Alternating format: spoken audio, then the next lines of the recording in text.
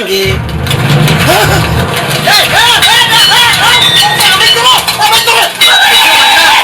என்னடா குவிந்து கிடக்கிறீர்கள்? மன்னரை காணவில்லையே. ஐயோ மன்னா, மாமிச மலைகளே, எழுந்து தொலைங்கடா. மன்னா, நீங்கள் எழுந்திருங்கள், எழுந்திருங்கள், எழுந்திருங்கள் மன்னா. அழைத்தீர்களா? லாகட பாண்டிகளா, அரண்மனையில் வேறு எங்கிருந்து கூப்பிட்டாலும் ஒருவன் வருவதில்லை.